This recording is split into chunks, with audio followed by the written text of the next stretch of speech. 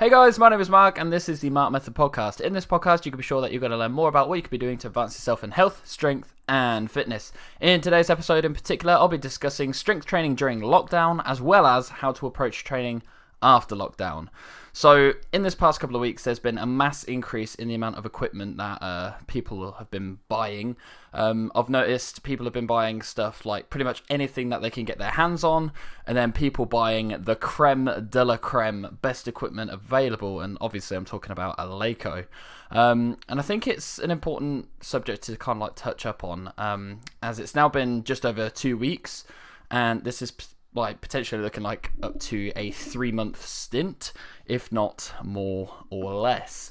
But obviously, like, things are changing every single day, so not to sound like pretty much how everyone's been sounding lately, but we just got to kind of like take each day as it comes. But the point being is that this is looking like more of a longer term, well, not long term, it depends on how you define long term, but it's looking like more than a few weeks. For now, allow me to address some points on things to consider when it comes to strength training during lockdown. So the first point that I think should be like the most important point to address is don't panic. You're not going to lose all of your muscle mass. So what it takes to maintain muscle mass is far less than what it actually takes to build muscle mass. So let's take like worst case scenario. You have the access to like no equipment, and that kind of leaves you with what? Like, it's your own body weight. And what do a lot of people tend to neglect, if not, I would say, underutilize when it comes to using a gym? I'm probably guilty of this one too, but yeah, your own body weight.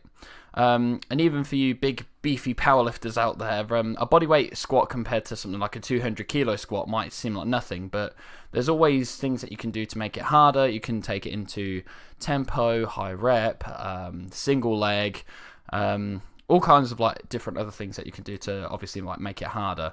But don't worry, we'll be getting into various specifics shortly. And that brings me to the next point, and that's keep doing something. So sure, you might not actually have access to a barbell and a bench and be able to squat, bench and deadlift with a barbell like what you'd normally do, and you might not have access to any equipment at all, but there's always plenty of things that you could be doing that might not necessarily be as specific as the squat, bench and deadlift, but there's always things that you could be doing that will potentially like address weak points that you have, and this could be things such as conditioning, mobility, as I've already said, body weight, and yeah, like stuff that will effectively help you with your main goal after we come out of this lockdown.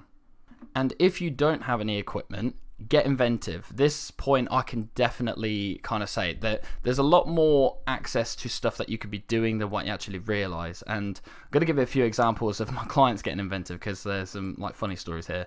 So far I've had people using like big heavy ladders. We've got car alloys, cars themselves, tins of beans, bags of rice, bags of sand, their own kids. There's been like people on social media that have like built squat racks out of like wood or scaffolding poles, or even just trying like different types of training. Like, I don't know if you guys have ever heard of occlusion training, otherwise known as like blood flow restriction training, but that's very, I wouldn't say up and coming, but it like a lot more people are utilizing it in these kind of like times.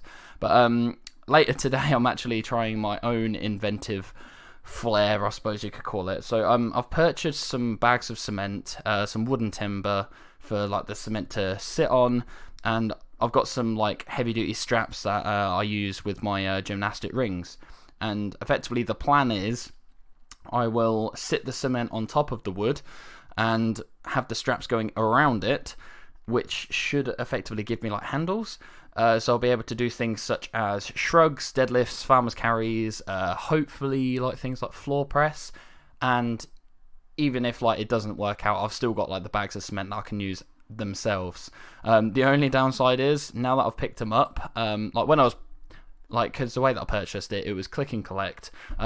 It looked like the bags were in plastic, which isn't too difficult to rip, but I would say is more durable than the paper bags that they are stored in that I picked them up in, which is never a fun time, because if that does split, that's going to go everywhere. But yeah, I'm hoping that like I can make it work, and I'm going to kind of like post the result of what I kind of come up with on my Instagram. So that's at the Mart Method. If you're curious to how it works, whether it actually works or not. And the good thing about the stuff that I bought, so obviously like the cement, it's really cheap for the amount of weight that you actually get with it. So I think it was like £4.20 for like 25 kilos. So I've bought 150 kilos worth of cement that I can potentially utilize. I've still yet to try it, but I'm really hoping it works. And I've already got someone that's going to be buying the cement off of me once this lockdown is done. So the cement isn't going to go to waste. It's not like I'm going to just, I don't know, not use it and it's sit and gather dust. It's going to get use from someone that needs it. So win-win in my eyes. So I suppose one point I should kind of like add on to that one of getting inventive is also be safe. Obviously, training and stuff whilst we're in lockdown keeps us sane, keeps us fit, keeps us healthy, but obviously you don't want to put yourself at risk because obviously the point of us being indoors is to prevent the spread of the virus and not tax the NHS too much. But obviously if you end up hurting yourself and needing to tax the NHS, it kind of, defeats the point of the purpose of staying in. So be safe, don't be silly. Give things a go. That might seem unusual, but not if it's going to put yourself at risk. And on to the next point. So this one's not training related, but I think it's quite important to readdress nutrition. So especially when it comes to people that do strength training and bulking and all this kind of fun stuff, because a lot of people kind of get into a very strict routine when it comes to food, and I myself am included. But one thing that we do when we get into these habits is we don't necessarily change it too much dependent on our life situation. Now, obviously at the moment, a lot of people are moving less and not necessarily training as intense, meaning you might not actually need as much food as what you were consuming previously. And I probably covered this in the last podcast episode, but I'll touch on it real quick. So if you're moving less and still consuming the same calories, whether you're bulking or not, it's ideal that you just, readdress them, make sure that your calories are where they need to be. So one thing that you could do is kind of look at something simple like basal metabolic rate, otherwise known as BMR. So if your training has gone down or if you're not as active during the day, even something as simple as like daily steps, right? So my daily steps before lockdown were actually, were obviously a lot higher because I was on my feet, like a lot of my job, being a personal trainer, in between clients. It was very rare that I sat down unless I needed to do work. And not only have I kind of gone from that to a now completely online coaching based job, my days would start a lot earlier. So I would be up at 4:30 in the morning, and some days I'll be in bed for about like 10:30, sometimes even 11, maybe the odd rare night. But my days are a lot shorter now, so it means that I can get less activity in, meaning I don't need as many calories as what I was having before. And whilst we're on the topic of nutrition, I think it's important that you look into the quality of your nutrition.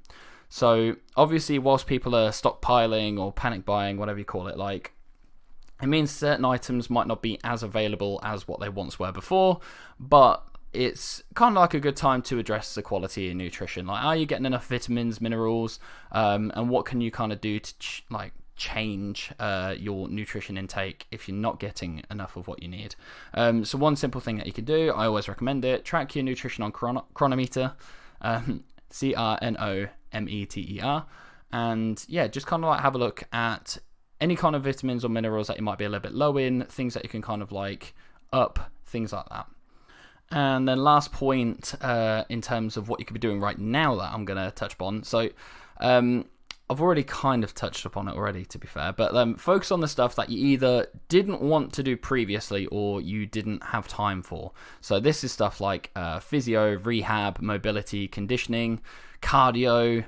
Yeah, the stuff that we just always pushed to the end of the program and then possibly skipped, like when we didn't want to do it, all the stuff that we just ran out of time for. It doesn't have to be intense. It doesn't have to be an entire workout dedicated to it. Just literally start doing like a little bit. Draw the line at your limit, or whether that's time or ability, and then each and every session, if not a couple of sessions a week, just revisit it, try and either hit that line that you've initially set, or just try and do better every time that you do it. So now we're going to get more into the specifics. So obviously we've touched upon some points of just little things that you can kind of do, little suggestions and stuff like that. But now I want to get into like specifics. So what can you be doing like right now to retain strength slash muscle? So any kind of exercise, I personally would recommend high rep, and this is mainly for like volume. So we're talking 15, 20, 25, 30, 50, 75, or even like 100 rep sets. And there's actually like a powerlifter that I follow called Jimbo Cooper, and he's been doing as many push-ups as he can in like a day. Mad strong, because like what was it, let me find the post. So he done 1,500 push-ups in 3 hours, and he done it through 30 sets of 50 reps. Now obviously that's insane, but he's done 1,500 push-ups. Now obviously like let's just take the average person's body weight into account. So 1,500 times 80 kilos is the average. So that's 120,000 kilos worth of volume. Now, obviously, like when you're doing push-ups, you've not got your whole body weight through your hands. It's only like a small percentage, or a percentage, I should say, not a small percentage. But yeah, that's still a mad amount of volume. So I'm not saying for everyone to do 1,500 reps, by the way, but high reps is definitely a good kind of way to go when it comes to if you're limited on what you're doing in terms of the amount of weight. So I myself, I've been aiming, well, the first week I was aiming to get 50 reps of each exercise in, and then I've upped that to 75 reps, now I'm at 100, and I'm not necessarily doing each kind of like target in one go. I am separating it into multiple sets, but the point is my overall volume is going to be increasing anyway. And another thing that I think you should be doing whilst during this time is tempo training. And to be fair, this is something that I think you should be doing in a gym anyway. Obviously, since starting it, God, how long did I start it?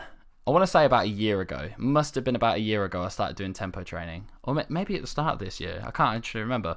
But tempo training is going to increase the amount of like intensity is in the exercise in particular. So if you imagine doing something like a squat, you literally just go down and come back up. If you're doing like 5-second descents, there's a lot more tension going through the muscle, a lot more control that's needed.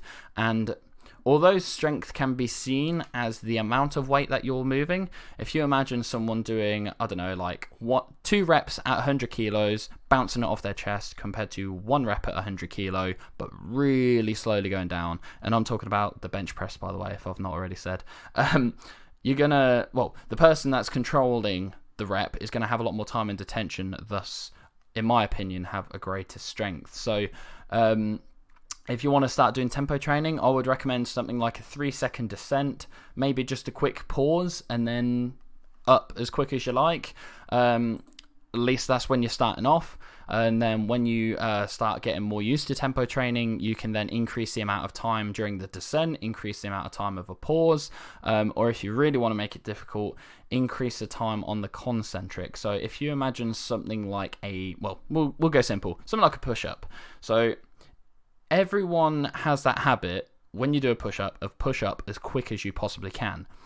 And if you imagine that you're trying to push up for like 5 seconds, 10 seconds, it's actually really difficult to do it slow, but it does make it a lot more difficult as well because of the time and detention. So I mean, that's a couple of things that you can do no matter what equipment you have access to. I think would be very beneficial, as well as like once we get back in the gym. So high rep as well as tempo training.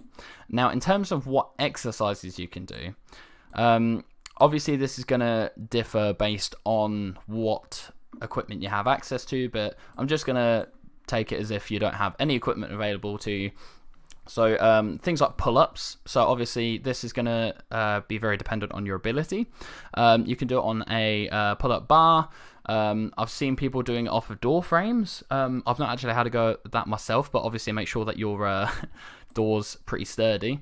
And obviously you can do band assisted, you can do negatives, things like that. You got push-ups, so knee-assisted, push-ups against a wall, Spider-Man push-ups, Hindu push-ups, tempo push-ups, pike push-ups.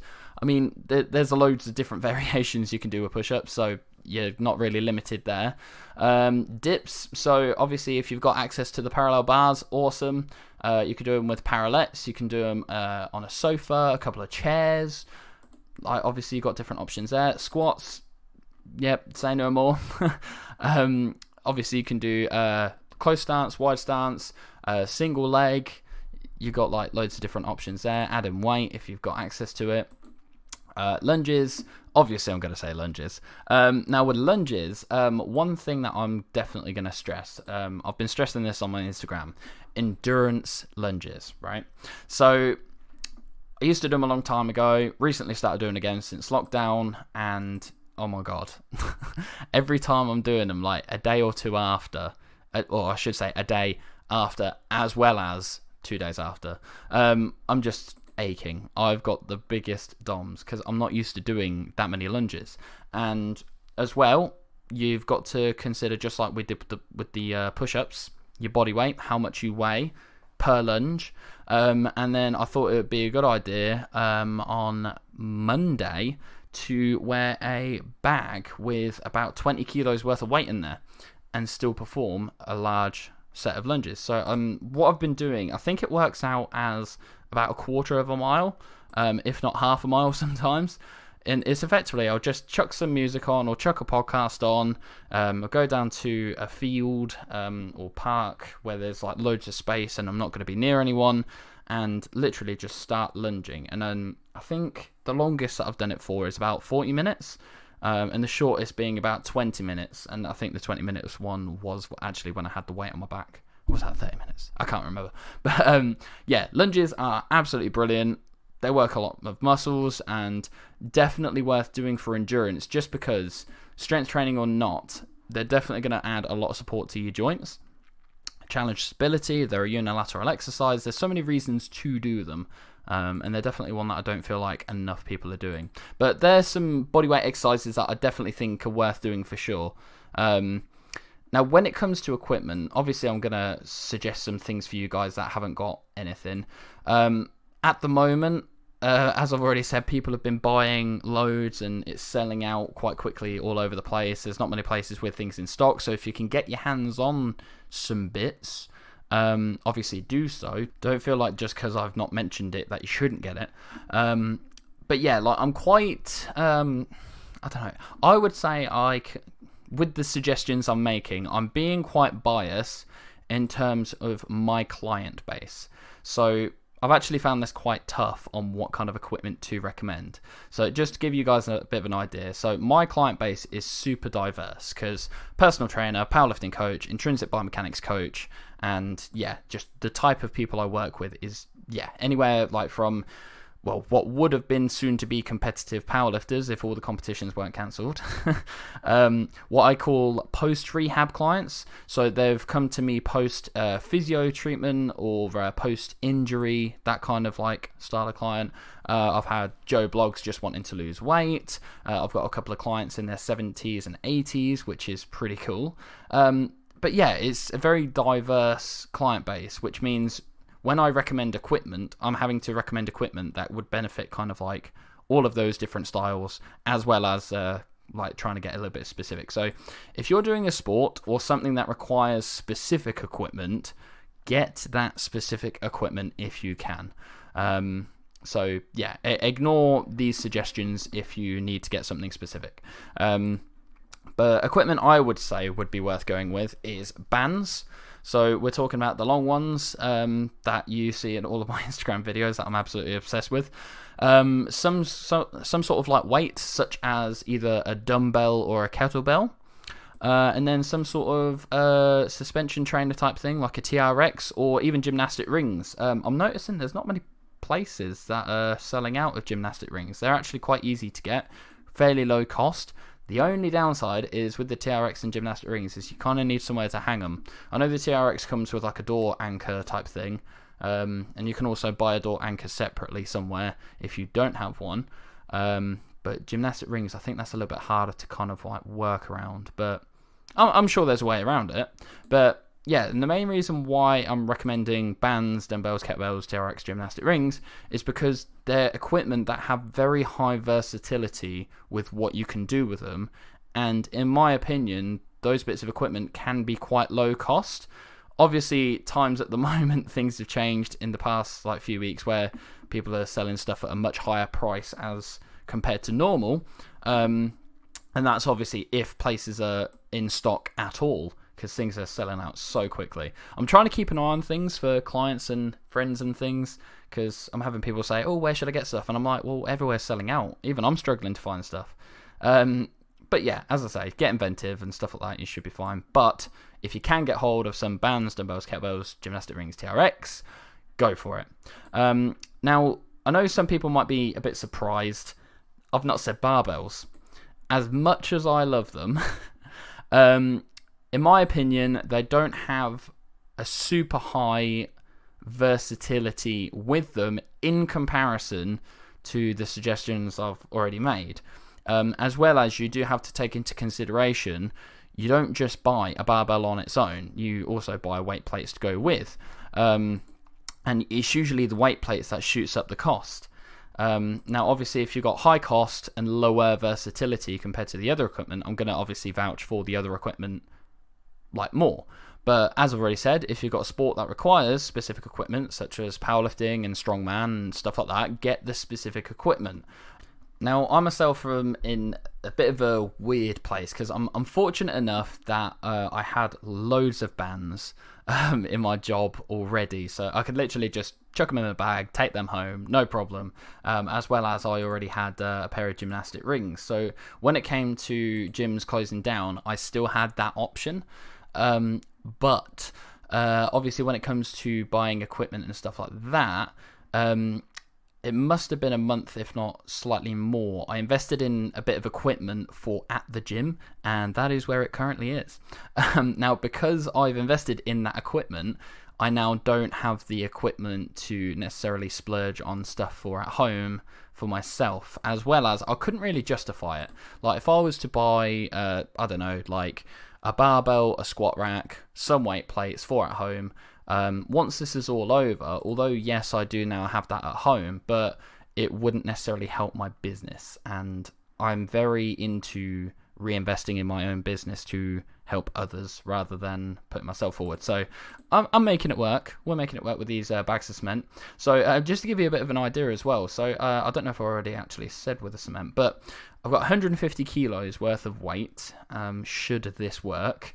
And I've only spent, so I've bought the cement as well as some wood, and I'm also going to be getting some duct tape. But at the moment, I've only spent £31 and 88 pence, which for 150 kilos is nothing. And that's why I've kind of opted for that. And the good news is as well, I've already found someone that's going to buy the cement once I'm done. So it's not even going to go to waste, which is even better.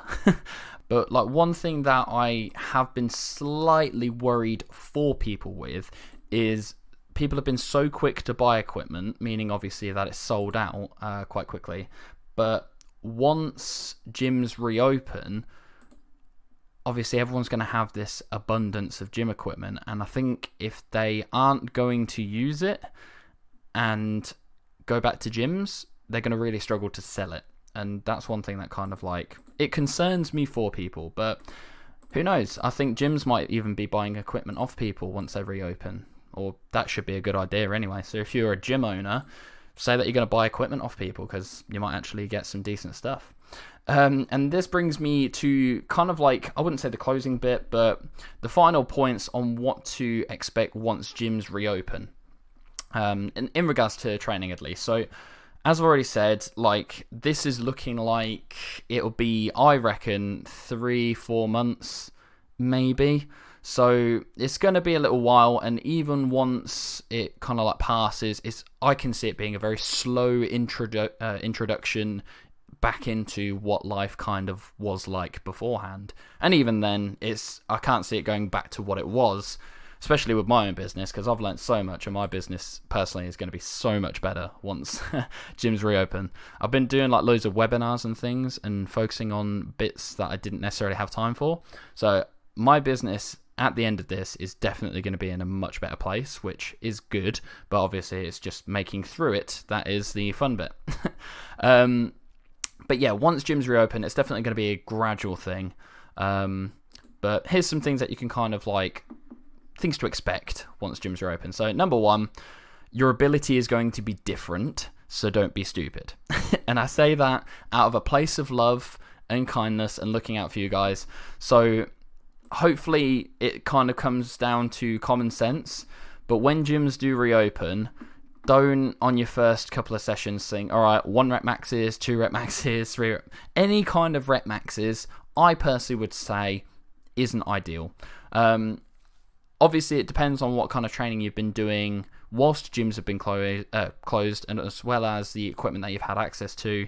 But yeah, I think it's a very smart move. Even when gyms sort of open up again, just ease yourself back into it. Take your time. Treat it as a couple of weeks of you've just had an injury and you're easing yourself back into training. Just because, like, if you go literally accelerator right down to the floor as soon as gyms reopen and then you hurt yourself, mentally it will just feel so much worse. Whereas if you literally just take a couple of weeks, do things that you enjoy, do things that you find fun, that aren't gonna overdo things or max out or anything like that.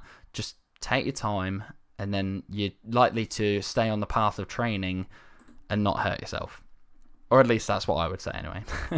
The next point is know that your numbers are likely not going to be where they were before, but that's okay.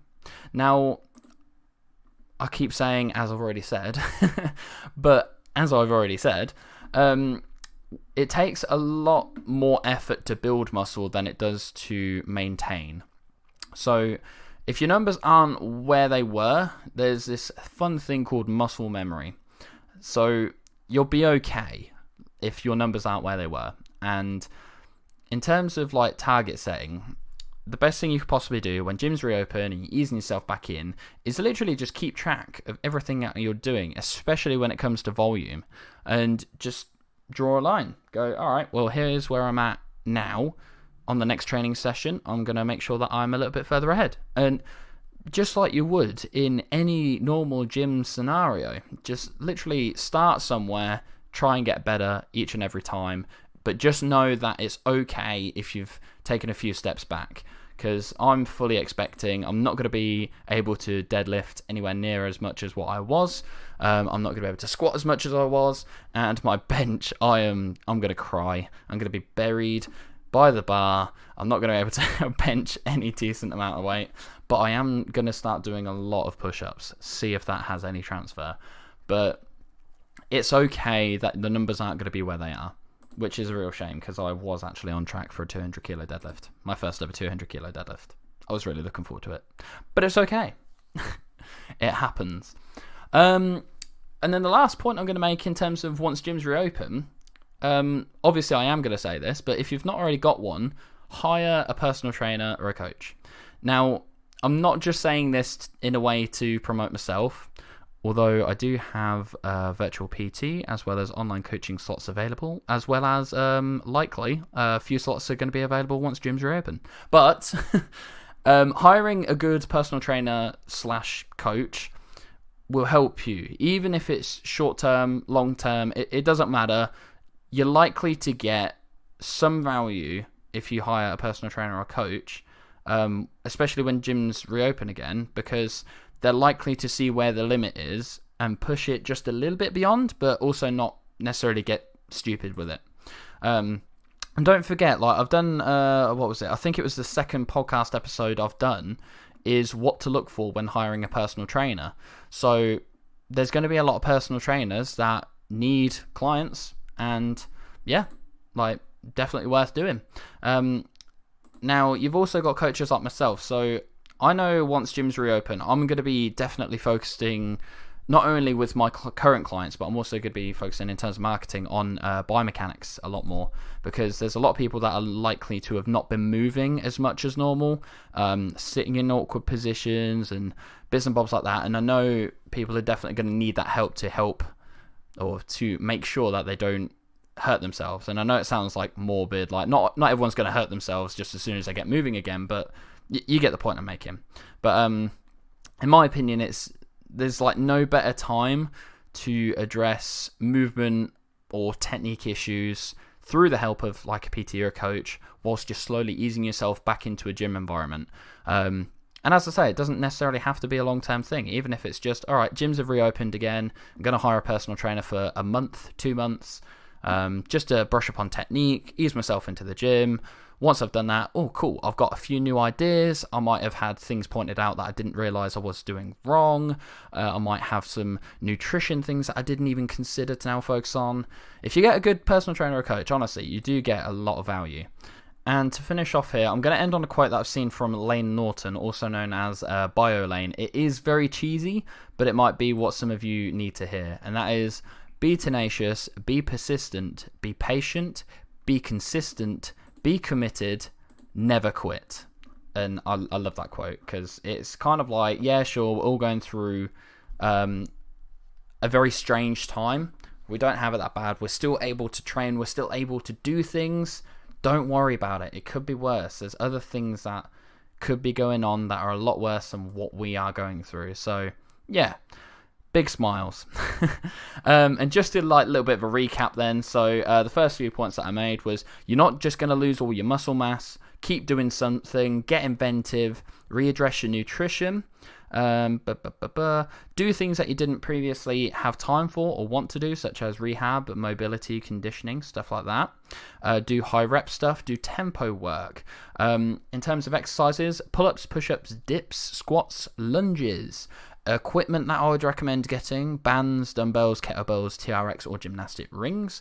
And obviously, if you have a specific sport that requires specific equipment, get that if you can afford it. When gyms reopen, your ability is likely to be different, so don't be stupid. Know that your numbers are likely not going to be where they once were, but that's okay. Take your time. And also, hire yourself a personal trainer or coach as you're easing yourself back into the gym. There is no better time. And be sure to be tenacious, be persistent, be patient, be consistent, be committed, and never quit. Cool. Right, so I think that is the topic covered. If you have any further questions or want to get in touch, just Google the MART method and get in contact on the platform of your preference. So that could be Facebook, Instagram, the website, email, whatever. Thank you so much again for listening. Be sure to subscribe to the podcast and tune in next time. Take care, guys.